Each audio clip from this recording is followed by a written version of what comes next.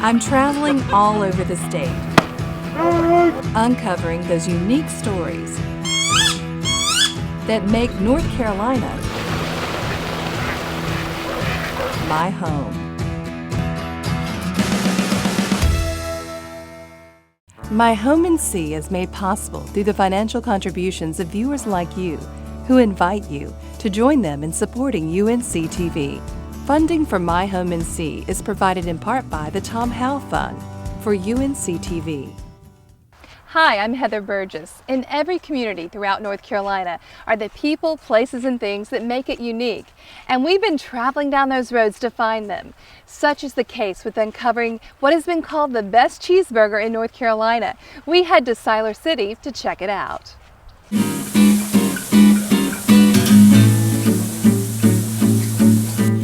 My name is Claxton Johnson. Welcome to Johnson's in Siler City, North Carolina. They come from miles around to Highway 64 in Siler City to partake in a Chatham County delicacy that spans almost 7 decades. July the 19th will be 69 years, and I've been here the whole time.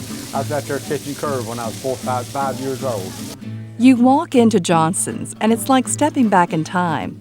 It's already a full house, full counter, full booths, and it's just a little past 10 in the morning. Seems a little early for burgers, is it not? This is a healthy breakfast. What do you think? But it's not breakfast they come for. It's the sizzle of the beef and this hunk of Velveeta love, the beginnings of what has been named the best cheeseburger in the Carolinas, the U.S., and others will testify, the world. He's got it down to a fine art. I mean, he knows how to make a good cheeseburger. I hadn't found anyone anywhere, nowhere to compare. We're pretty well known all over the whole country, everywhere. We've been here for so long.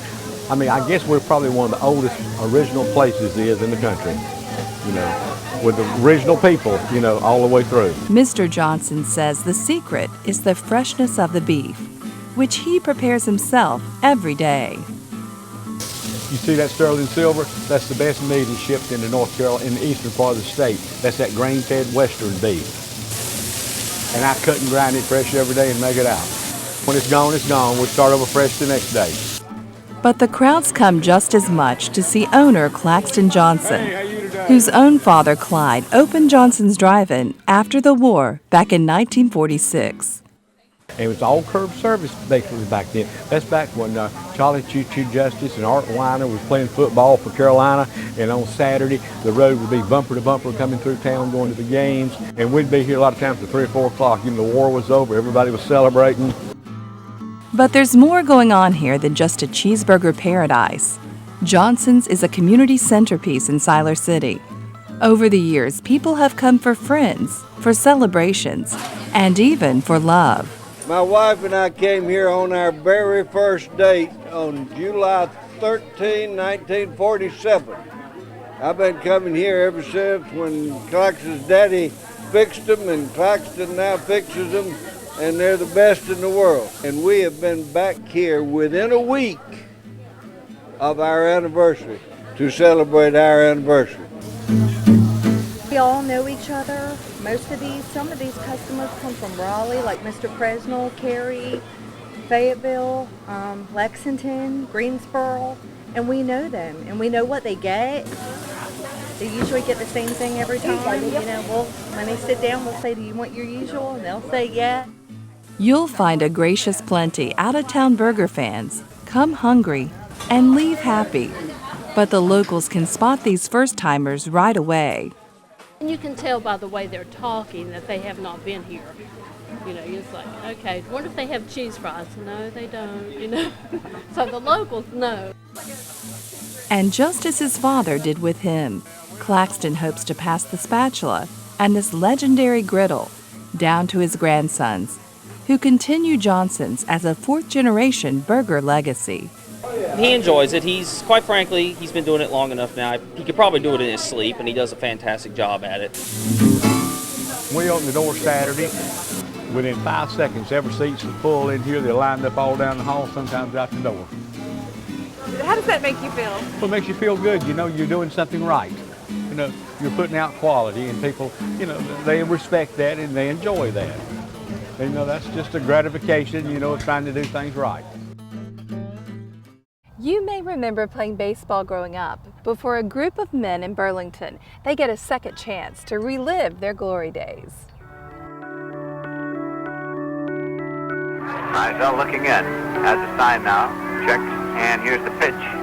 Swung on as a drive, swung out into right field. It's going to drop in for a base hit. Perdue comes on to score. Lillis is turned third, the throw to the plate, and he is safe at the plate. He is safe at the plate. One of America's favorite pastimes, baseball, gets in your blood. And for players, the love of the game seems to remain decades after the first crack of the bat. Come on, we got one out. Let's get two. I'm Tom Darling. I'm the manager of the Alamance Giants 50-plus team in the MSBL. Then you've got guys from all walks of life. You've got fire department captains, you've got mechanics, you've got concrete men. It's getting with a group of guys that know how to play the game. My name is Walter Paluch. I'm originally from Chicago, Illinois, and I play for the Alamance Giants. I was an all-city baseball player in Chicago. Then I went to Triton Junior College, and I was All-American there also. Then I signed with the Cincinnati Reds, played a little short cup season there, and then stopped playing baseball. And now 35 years later, I'm here. With names like the Alamance Giants and the Smithfield-Selma Reds, these seasoned over 50-year-old players bring their all to this Burlington field, even if their all needs a little help sometimes. This is what's in everybody's bag. See, everybody has a bag of this. You look in every bag, it's in every one. Here there's a lot of ibuprofen and ice. Is that true? Well, yeah, that's, you know, just don't come too early because you can get the smell of icy hot. Our competition, you want to win. Last weekend, we hit the ball, we're going to win this game. They already have won because at this age, you're playing the game. Somebody call it off, Dennis, on three. 1, 2, 3, yes! All right, we're ready. It is a few rabbit holes that might get out. If it goes in there, we'll kill it. But we can always put them back, can't put them forward. Hustle in, hustle out. Have some fun, play some baseball. The Men's Senior Baseball League is a national league, and in North Carolina, the 4 age divisions allow players to remain competitive and continue to play hardball. What I like is every year, like when winter is ending, you know, it's just like, can I do this again at my age? Is it worth it? Once you step on the field, there's something that overtakes you, I guess. You just love it.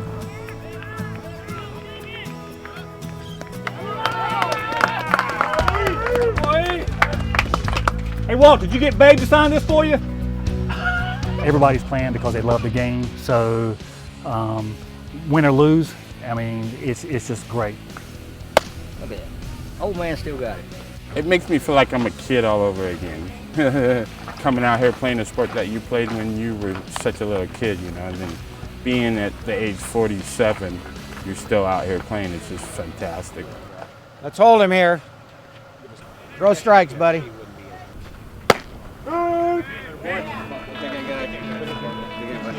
And after the game, everybody's kind of shaking hands and everybody's friends. Yeah. Good game, John. Yes, good team effort, good solid team effort. And we just go on our own way and then come back the next Sunday and strap it up and play again. But all here say it's the camaraderie, the sense of home, that keeps them coming back week after week.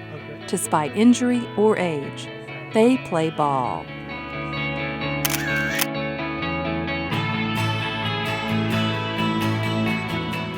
Near Brevard, there's a second-generation banjo maker who is making a name for himself with his heirloom quality banjos. All right, here we go.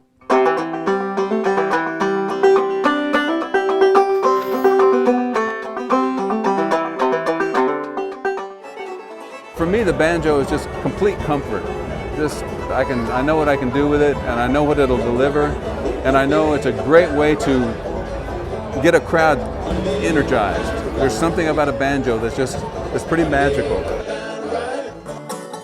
It's Merlefest in Wilkesboro, and the stage is set for the festival debut of the bluegrass band Unspoken Tradition on the main stage. Amid the warmth and brightness of the musical sounds, no one can mistake the call of the banjo. But it's actually fiddle player Tim Gardner that knows a thing or two about those plunky sounds and what it takes to make a great banjo. I build heirloom quality banjos, open back banjos, and I'm also a professional bluegrass musician. Near the beauty of the Pisgah National Forest, close to Brevard, is home to Cedar Mountain Banjos, where you'll find the handcrafted legacy of banjo making passed down from father to son. My dad, Lo Gordon, he started building in the early 90s. We decided to make the move here to Western North Carolina, and they wanted to pursue their dream of opening a music store in downtown Brevard and then also have a banjo business. I think having that connection to the builder is important to a growing number of people. And I think that when folks know that there is a small builder who's passionate about their work and who's also a musician, who can understand what they need in a quality instrument, and the fact that it's not being built by factory workers somewhere. It's being built by a musician who's passionate about it and who loves their work and knows their clients on a first-name basis. In 2013, when Tim's dad retired, he took over the company and moved his workshop to nearby Mills River. I felt like it was something that just needed to be continued. You know, it was such a good thing that I couldn't let it die. You know what I mean? I had to take it over and do it, and so I've fallen in love with it. I mean, I'm gotten to be really passionate. I wasn't always a banjo guy, almost as hard as ebony, but it's just something that I just kind of really got into, and I'm really into being friends and on a first name basis with my clients. First of all, it's that combination of English, Scotch-Irish, and African-American music all wound into one instrument. I mean, this is a drum with strings on it, basically.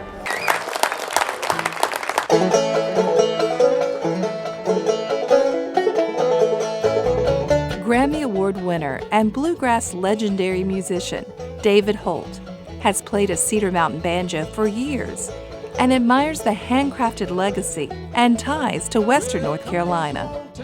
First got one of the Cedar Mountain banjos from his father, who started this business, and a great craftsman himself, and passed that on to Tim. So I love that aspect, that it's coming down through the family. And so I love to see this music and the craftsmanship passed down through the family. That's the way it just gets better and better. That's really what's happened. It just gets better and better. Tim's making beautiful banjos. His dad did too, but these are some gorgeous instruments.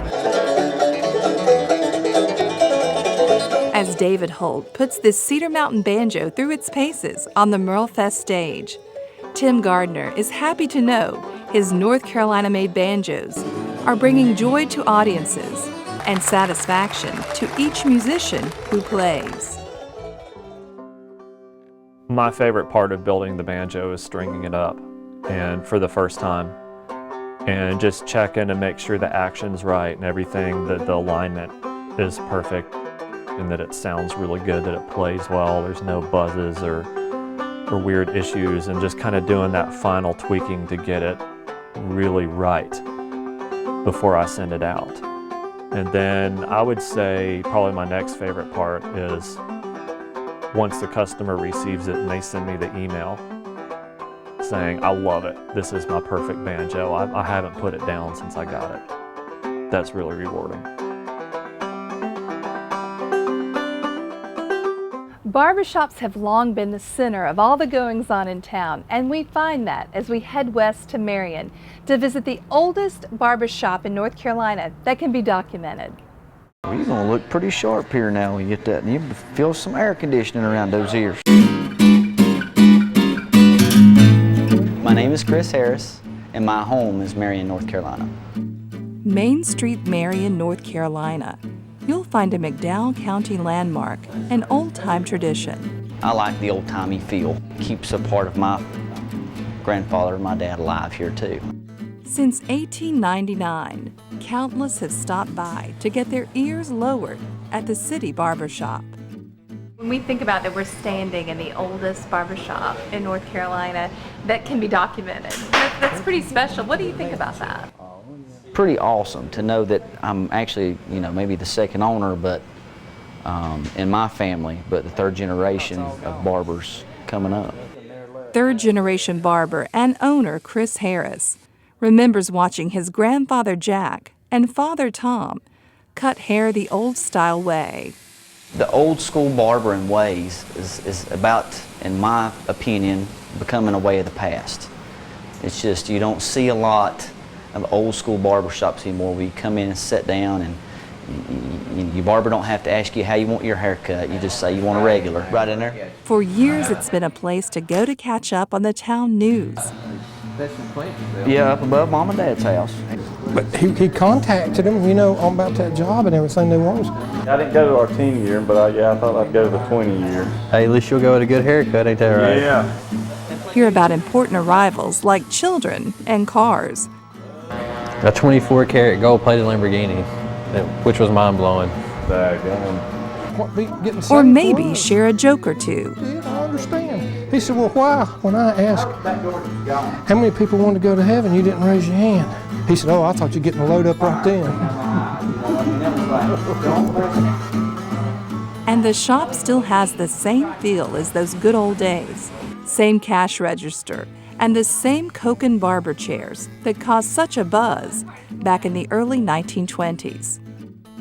These chairs were put in 1924, and one of these books, I think it talks about them sitting around waiting on the arrival of the new barber chairs, and that was like a big talk of the town.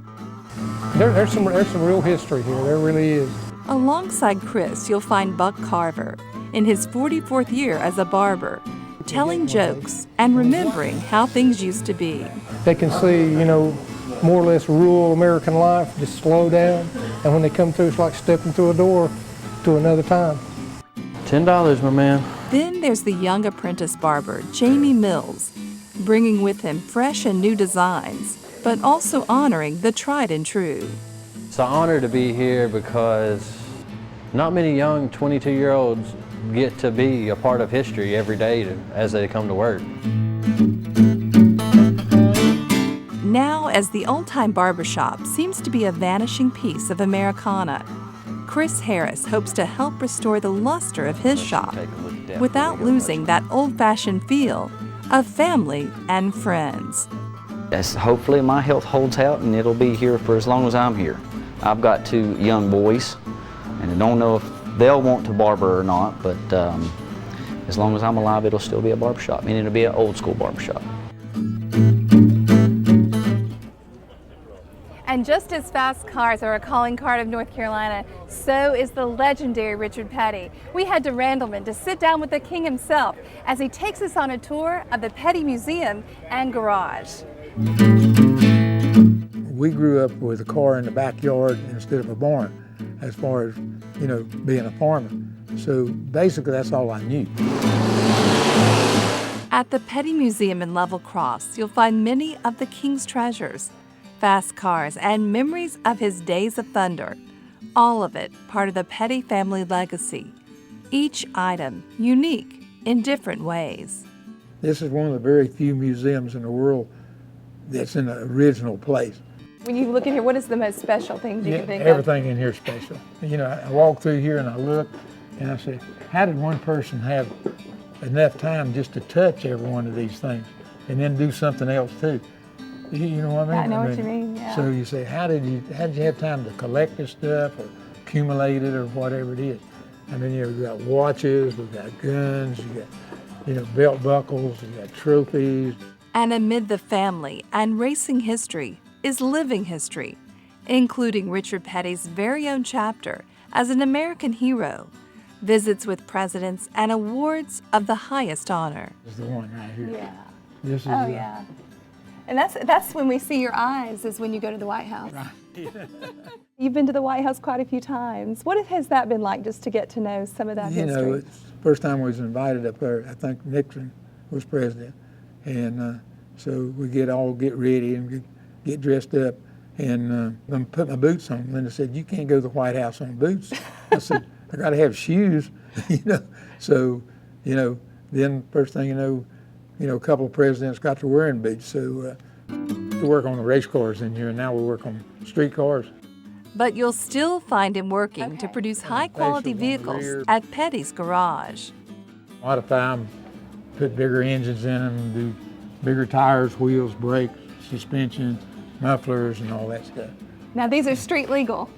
Yes, ma'am. It's street legal. This is Richard Petty's high-performance speed shop, founded in 2008.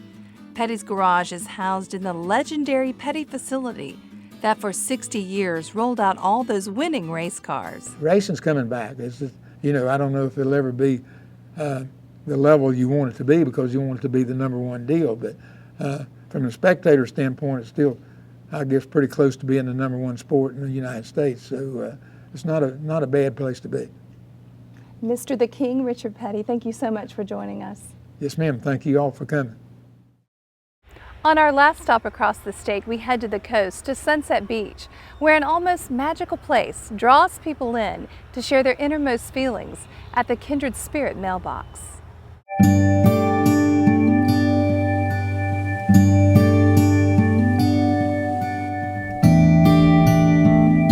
Kindred Spirit. I'm here for the first time with my newfound family and the love of my life. Never before have I been this happy, and finally, I have someone who understands the meaning of true love and loyalty. On a remote stretch of beach on the North Carolina coast, near Sunset Beach, it's a treasured tradition for thousands who visit these waters each year. Everybody comes down there feeling blue and leaves feeling great. After a 1.5-mile walk on Bird Island, you'll see the flag, and then the Kindred Spirit Mailbox, which for over 35 years has uniquely safeguarded thousands of secrets, joys, and heartaches within its tightly bound journals. You see how many composition notebooks are in there, and even children's writings are just the best. Hi, my name is Jenna. I am 10 years old. I live in Cleveland, Ohio. I have been going to Sunset Beach for 10 years, and my dad has been going here for 40 years. For years, no one knew who put the Kindred Spirit Mailbox here until just recently. But I always felt like the people that went down there were the kindred spirits, and they brought the kindred spirit when they come. Frank Neesmith and his late former girlfriend, Claudia, put the mailbox here over 35 years ago. The story goes that Frank found Claudia struggling to put the mailbox up, and Frank found a piece of driftwood to study it. That's when they met. Well, you know, that's the same old piece of driftwood I found 35 years ago and put it together, and it's still there. The two placed a notebook inside, hoping people would write in it. But Frank says they never dreamed of how people would connect to this place. Surprised to pieces. I can't tell you how I had no idea it would take off like it did. People come to write about love and family, silliness and joy, but you'll also find sadness, longing, and loss within the openly penned diaries of the kindred spirits who come to the mailbox. Today marks 2 years since God called you home. I miss you terribly. The first year was grief and just trying to survive. The second year, loneliness and longing. It's good to recall them because I can tiptoe through the tulips and pick some mighty nice wildflowers out of those books. Frank, now 88, says he can't make the big walk down to the mailbox anymore, so he relies on helpers like local author Jack DeGroot, who, along with her friend Sandy, keeps the Kindred Mailbox going. But I think people just need a place where they can go where they can say it all. They don't have to hold back. They don't have to worry about people being judgmental. These are their thoughts and they're going to put them out there. I feel like I'm doing something to help people. If the notebooks weren't collected, if they weren't saved, that would be terrible. Hundreds of the journals are now in special collection at the University of North Carolina at Wilmington's Randall Library, where their unique voice will always have a home. We have always come down to Kindred Spirit for clarity and guidance. You have been part of reunions of kindred souls, crossroads in my life, and new beginnings. I have the love of my life with me now, and we are starting a new chapter in our life. As for Frank Neesmith, he enjoys talking to anyone about the legacy of the Kindred Spirit mailbox that he and Claudia started so long ago. Regardless of whatever else happens around here, the Kindred Spirit, she'll still be alive and kicking when I'm dead and gone. For more of My Home NC, head over to our website. It's where you'll find exclusive online debuts, stories, full episodes, recipes, and behind-the-scenes glimpses in our Extra Helping section. Visit unctv.org/myhome right now and let us know what you think.